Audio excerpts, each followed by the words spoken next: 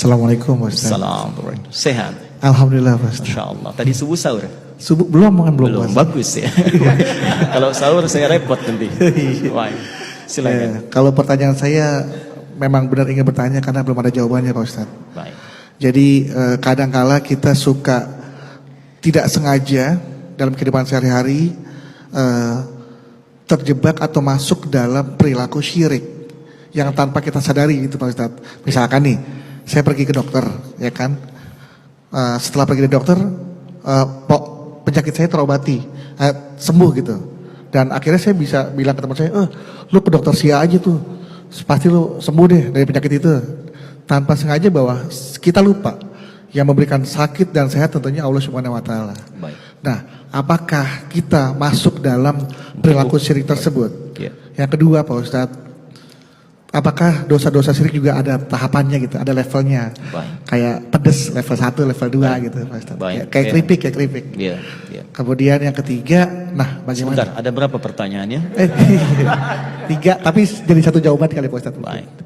Yang ketiga, bagaimana supaya kita terhindar dari dosa-dosa syirik Pak Ustadz? Terima kasih Pak Ustadz, mau jawab.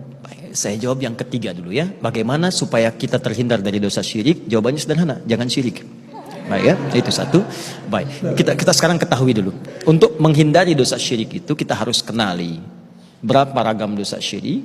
Kemudian apakah kasus yang Anda sampaikan di awal tadi termasuk bagian dari syirik atau pengantar kepada syirik yang bisa ditutup dengan amalan-amalan yang lain.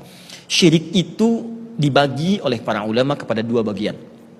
Ada syirkul akbar, syirik yang terbesar. Yang ini masuk dalam klasifikasi pertama dari 7 jenis dosa besar. Yaitu langsung menyekutukan Allah, menyekutukan Allah dengan ucapan ataupun perbuatan. Misal, Anda yakin Allah misalnya Tuhan yang sesungguhnya, tapi saat bersamaan Anda juga misalnya ikut-ikutan ibadah di tempat agama lain. Atau datang kepada misalnya minta-minta kepada dukun, paranormal dan sebagainya dengan pengharapan bahwa mereka bisa memberikan apa yang Anda harapkan.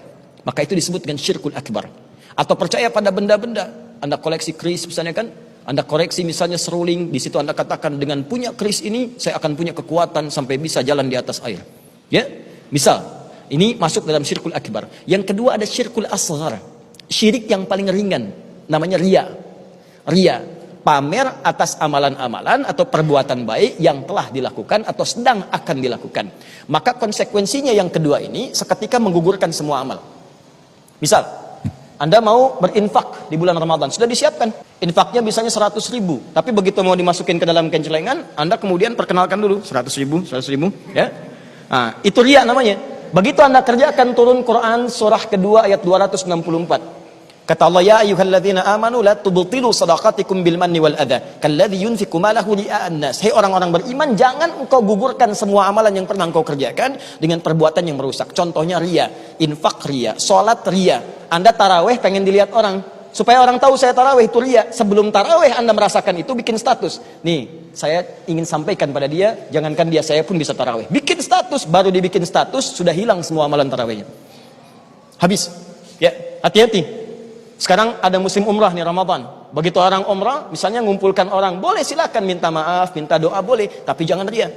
Kumpulkan orang sekompleks RT, Anda sampaikan maaf. Ini umrah pertama saya. Saya mohon maafkan kesalahan saya. Kalau ada dosa-dosa mungkin saya tidak tahu, tolong mohonkan pemaafannya. Ini umrah pertama saya. Saya ingin sukses. Barangkali saya orang pertama juga di komplek ini yang baru umrah. Pak RT belum, Pak RW belum ya teman-teman. Saya doakan di Ka'bah, itu belum berangkat sudah habis pahalanya. Ya.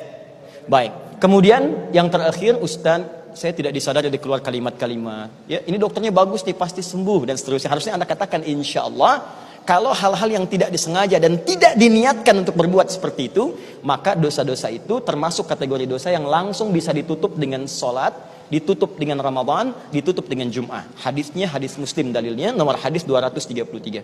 Nabi menyampaikan, as-salawatu ila salawat, wal jumu'atu ila jumu'ah, wa Ramadan ila Ramadan kafaratun lima bainahunna. Salat satu ke salat yang lainnya, Jumat ke Jumat, termasuk Ramadan ke Ramadan, menggugurkan dosa-dosa kecil yang tak sengaja dan tak diniatkan terjadi seperti itu. Kalau sadar kemudian salah, cepat istighfar.